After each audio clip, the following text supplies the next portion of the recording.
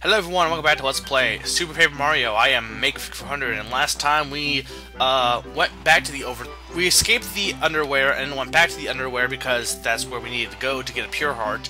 But we need to head over there to the Overthere to get the Pure Heart because supposedly Granby, the king of the Overthere, knows where the Pure Heart is, and it's a matter of utmost security. So we're going to go to the Overthere, and we're escorting Nimby because it's the wonderful thing she does. But yeah. Okay, Chapter 7-2. The Sealed Doors 3. I assume we're going to be dealing with some doors. At least I would hope so, otherwise it's false advertising. At long last we find it. Herein lies the way out of the Underwhere. Good. This is the Underwhere Road. We're on the road. So if we proceed ever upward, we'll eventually reach the Overthere. Yes, I assume that would be the case. Yes, see, the characters just love to take what I'm thinking or saying and say it as well. Pray, speaks to me, Tippy. Believest thou in the idea of a soulmate? I don't know if I do. And neither does Tippy, for that matter. I shall mark that as a 1 vote for undecided. I kind of like Loveby. She's an interesting character. Though she's kind of obnoxious and kind of a brat in a way, but I don't mind her. Yeah, Loveby's kind of... she's an interesting character, Loveby is. I do like her design, too. Though, again, I had to point out, all of the characters in this game who aren't Mario or Luigi, most of the characters don't have any arms. I don't think that's something I ever noticed until this playthrough. Was the fact that, like, the Kragons don't have really any arms. Did Demon have arms? Get it, Demon? But Demon, let me see, I can't really tell. Like, JD doesn't have any arms. I don't think, yeah, a good portion of the characters don't have arms, which is odd. I guess it's just, that at least they were, yeah, the Demon don't have arms either. At least they were consistent in that design, though, I guess, for the most part. That's one thing I will point out. You know, being consistent, is one of the best things you can do as like a movie maker, a game maker. Being consistent. You can have the most ridiculous thing ever, but if you're consistent in being ridiculous, then it will work. For example, one of my friends were watching Emperor's New Groove, a movie I actually like. It's a pretty enjoyable Disney movie. Surprising considering that it was at the end of Disney's, you know, it was past the Renaissance, so most of their movies were okay, but not, you know, great. But Emperor's New Groove was pretty good in my opinion, and part of the reason why was it was so over-the-top, ridiculous, and insane, but it was consistent with being over-the-top and ridiculous and insane. It wasn't like, okay, we're gonna have this gag, haha, it's funny. It was, the entire movie was, you know, this consistent, over-the-top humor, and it worked in that way. It worked because of that. Similar to how, again, I think I mentioned, maybe, if I didn't, we were watching Dragon Ball, and he mentioned it works because, like, the world is full of dinosaurs and all these strange creatures that would be odd, but the characters don't draw attention to them because, and this kind of is not necessarily consistency, but the characters don't draw attention to them because in their world it's normal. And one of the times that, first though, we have door guy number 1. We have to go through 3 of these, and they're kind of, not really pointless, but they're not that hard to get through. So yeah, he has to do routine checks, and make sure we're trustworthy. However, his questions don't really reflect that. Either way, here's his questions. Question number 1. I'm warning you though, these are pretty tough questions, so use those noggins. Demon A goes to the store and buys an equal number of tomatoes and eggplants. Eggplants cost 7 coins apiece, and tomatoes cost 10 coins apiece, okay? Demon A has 50 coins when he goes into the store. He comes out with 5 coins. Those are the facts. Now, who is the most powerful person in Underwhere? Queen JD's. Dingo. Correct. Next question. Shady B buys 667 pens for 13 coins each and buys blah, blah, blah, blah. I can't read. Too much numbers. And those are the facts, but what is his name? Boar Guy the 64th? No, it's Door Guy the 1st. Now, this third one actually can throw people off if you're not careful. Panda A and Bear B go to Apple Mountain for a day of apple picking, right? There are 120 apple trees on the mountain, and each has a 20 apple yield. A takes 10 seconds to pick each apple, while B takes 20 seconds to pick each apple. Those are the facts. Now, how many times did I just say the word apple? Now, luckily I kept counting at 6. And it's always the same, but that one could throw you off a little bit. But yeah, it's kind of not exactly consistency, but the thing is, none of the, no one draws attention to, like, in Dragon Ball, they don't draw attention like, oh, look, it's a dinosaur. It's just normal for them. And a lot of times, there'll be, cartoons will draw attention to oddities, which sometimes works in their favor. And in Emperor's New Groove, it kind of works in that way because of the fact that that's just the way, not really the world works, but the way they do it, they're consistent. And consistency is a really good way of, maintaining a suspension of maintaining a person's suspension of disbelief, meaning that their willingness to suspend their disbelief about whether or not could actually happen. I mean, you could say, well, of course it can't happen, but like when you're watching something, you're willing to suspend disbelief and say, oh, it's absurd, this is just silly and dumb, and are willing to enjoy something more if you can suspend your disbelief. In the meantime, while I'm talking about this, they're talking about a monster that is contained behind this door, but we are going to actually go in and fight it, and they are surprised. Even though we're Mario, we can do whatever we want. It can't be that bad. I mean, seriously, guys. We can tame the beast. Tame the beast. Kill the beast. Eat the beast. Roast the beast. Roast beast. But yeah. But, so I guess, but yeah, consistency works really, is a really important factor, I feel. Because if a movie is inconsistent in its logic, it draws the attention to the inconsistent logic even more so. You know, it's one thing if a movie always has like really logic that wouldn't make sense in the real world, but if at one point it does one thing that's illogical, that draws your attention more and makes it harder to. Hello, Bowser, what are you doing here? And what's with the dark? And Peach isn't here, and I'm hungry, and I'm tired, and I'm cold. So yeah, Bowser is frustrated with life. However, Mario is here to make it probably worse. And Tippy, just you, where's Peach? We don't know yet, we're looking for her too. So what you're telling me is she's definitely not here. I don't like this one bit. And Bowser's not going to become paranoid and believe that we are conspiring against him, which we usually do. But usually he strikes first anyway.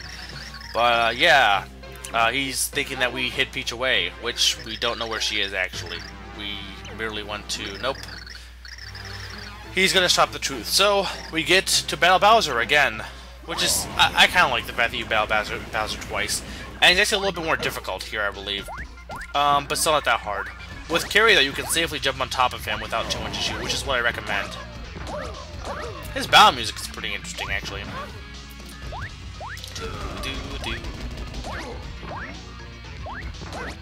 Though I will say, part of the problem with this music is the melody isn't as strong, so it's kind of harder to hum. That's the one thing. The easiest music to hum is the one with the strong melody. Not to say harmony isn't important, it is, but a good melody is definitely what makes a lot of tunes very memorable and hum-worthy. You know, that's what, like, that's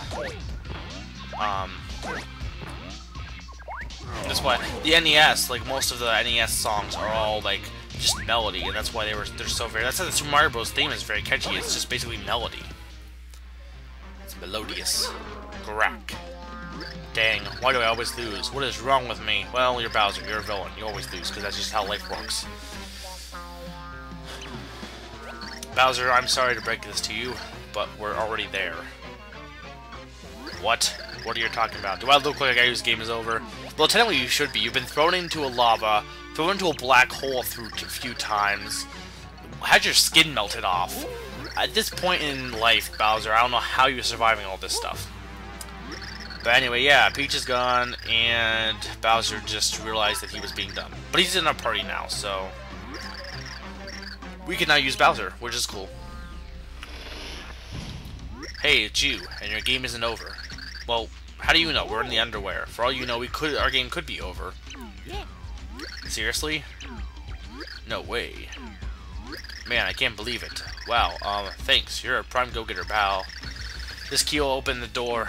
So yeah, we can go continue onward in the Underwhere Road to get to the Overthere. And now with Bowser, we can actually light torches, which will allow it not to no longer be as dark as it has been, which is a good thing. Yeah, and he's gonna mention the torches, even though the D-Man earlier actually told us not to light torches because it was forbidden. So I'm not sure why this one is telling us to do that. Maybe he's just, you know, insubordination. I don't know. I love how he doesn't, you know, scream in fear at seeing Bowser because that was the monster that was supposed they kept back there. Once they didn't ever see him and just thought, you know, like they heard someone in the room and they're like, oh crap, lock the door. Which I guess is possible. But yeah, Bowser is not the monster that escaped from the Underwhere, which I didn't actually mention. They mentioned it, but there was a monster that escaped and was wreaking havoc. That's why we're escorting Lovey to prevent any dangers that are going to happen. So my question is, how did Lovey even get down here without getting harmed? If she can get down here without being harmed, then why do we need to help her? But yeah, using Carrie and Bowser at this part is pretty useful because you'll need to burn some dry bones and burn some torches. And dry bones, I'm sure you can kill them with bombs and stuff, but it's, again, the easiest way to kill them is just with Bowser's fire breath. We also get to see some dark blues, something we haven't seen for a while.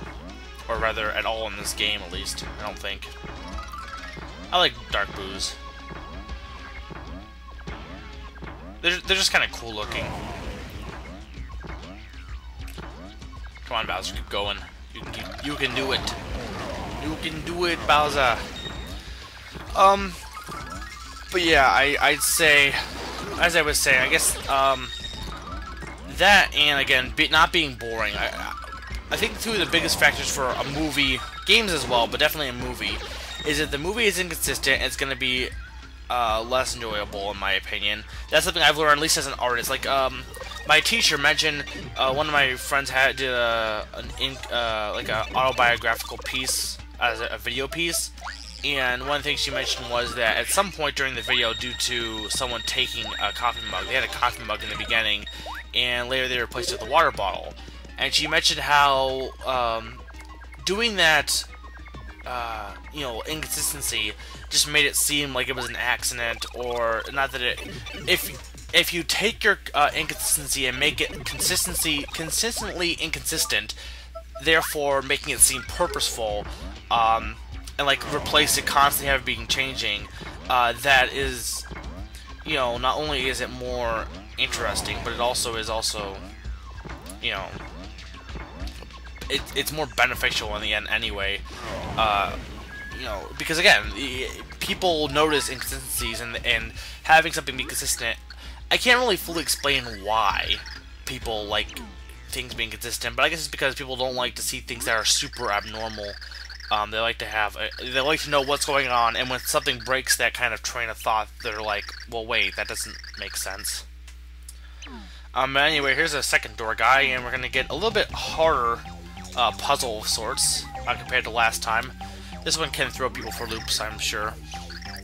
Look closely at the objects on the screen. So we have some triangles, some shapes, 3 blue shapes, 3 red, 3 yellows. Now answer me this. How many red objects were there? There were 3. Sorry folks, but I'm not going to tell you if you're right or not. So yeah, he won't tell you if you're right, but you have to get all of them right, I believe. What's screen now? 3 blue, 3 red, 2 yellow, 4 red actually. How many triangles were there?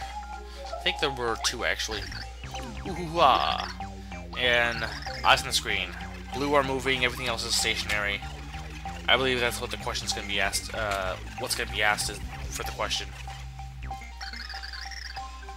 They were smornge. No, blue. Yes, it is my answer. Now, next question. What number question is this? It's a million. No, 4. I'm getting a little bit tired, actually. Look closely at the screen. Do you remember where you've been? Actually, no. Say 3 red, 3 blue. What shape was the most plentiful? Donuts.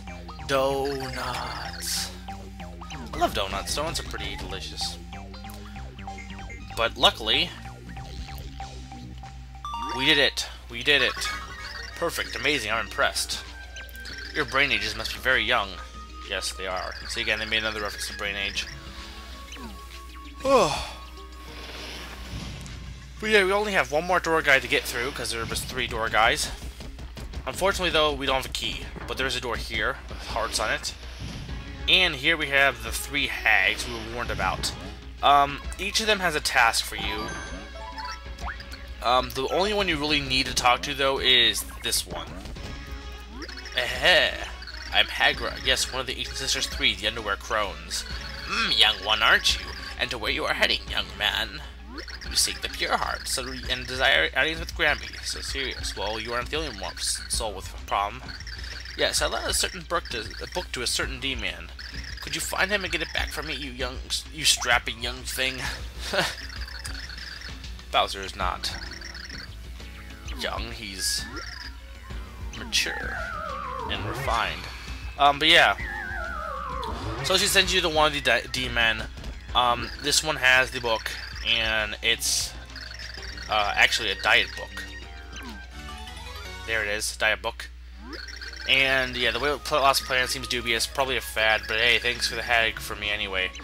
So we ended up actually, that one right before you meet, that's the area where you got Bowser, if you do this one. So that's not that bad to backtrack. If you go to the next little side quest, though, you end up back at the beginning of the chapter where you had to go past the area that was dark and you didn't have Bowser, and there was underhands down there too. But yeah, we got the key.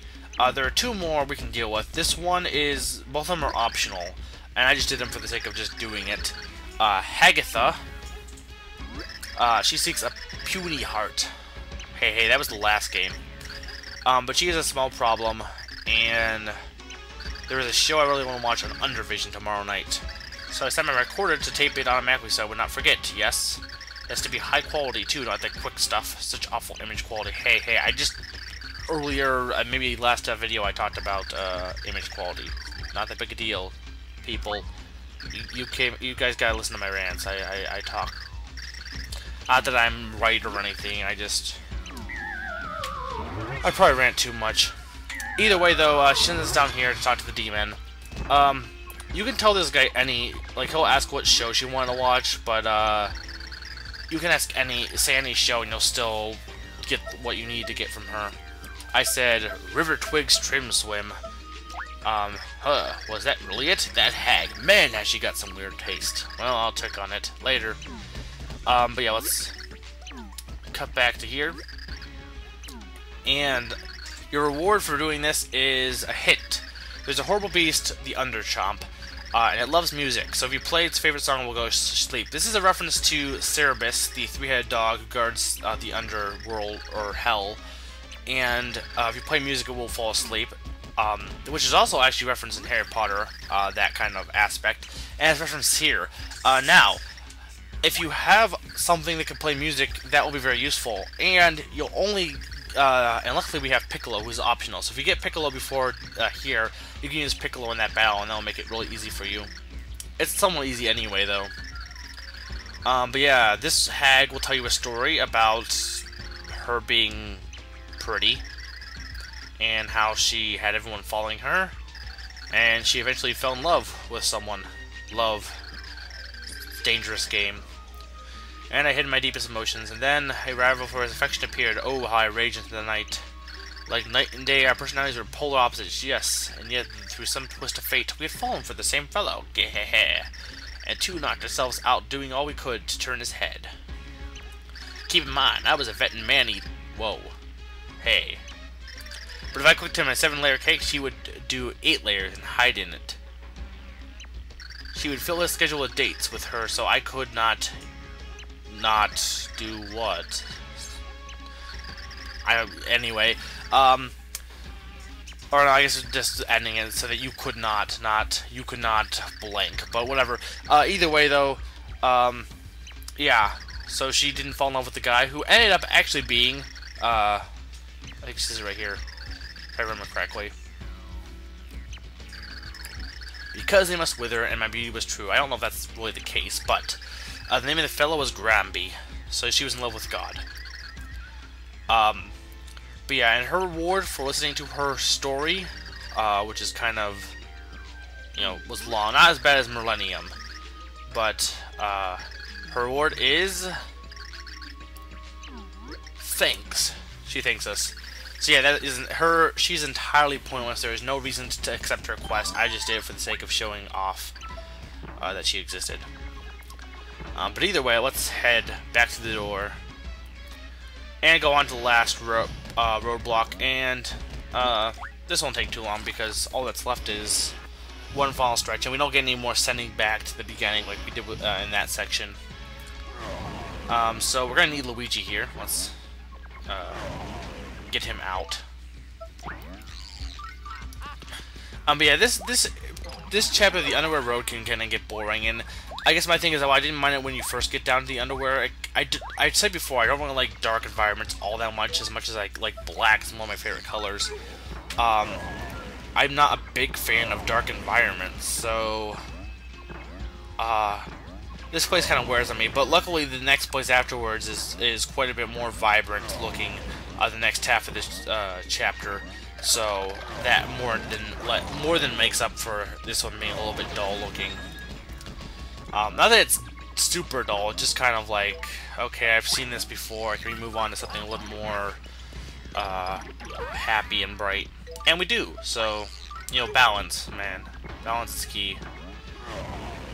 So as after we get past these rolling not twomps, thwomps. Well, maybe maybe they are tromps. I can't remember what they're called.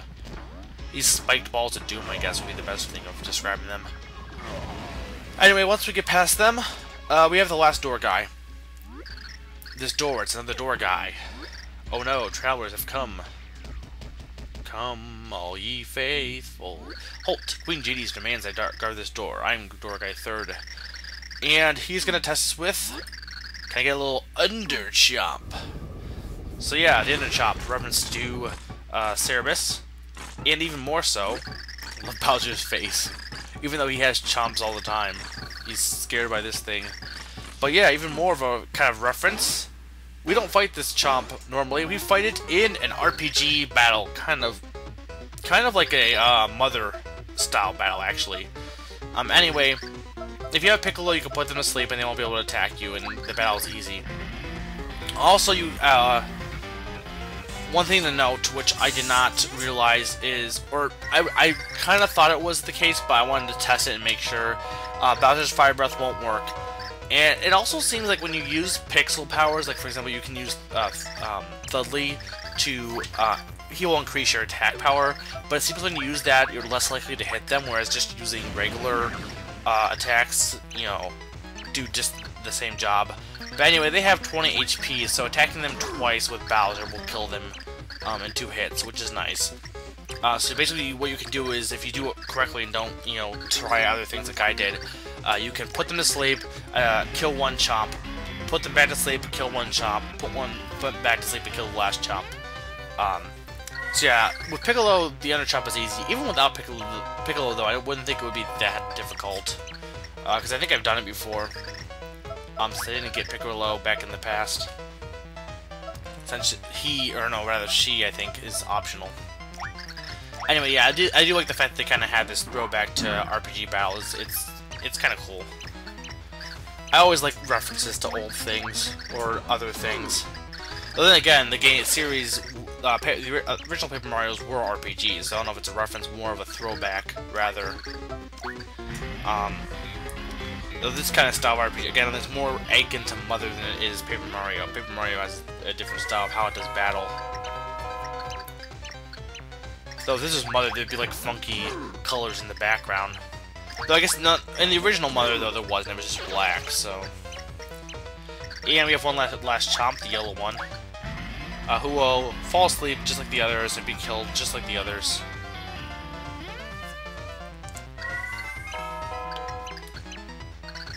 And let's...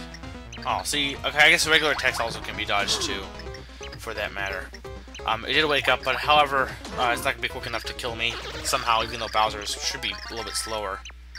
So yeah, the Ender is dead, and Bowser receives 6,000 points. I believe they do get added to your score. I also get some Happy Smile points. I already made that reference in a CSS video. But anyway, that's about all the time I have. This has been Mega 400, and I am reminding you to drink pudding.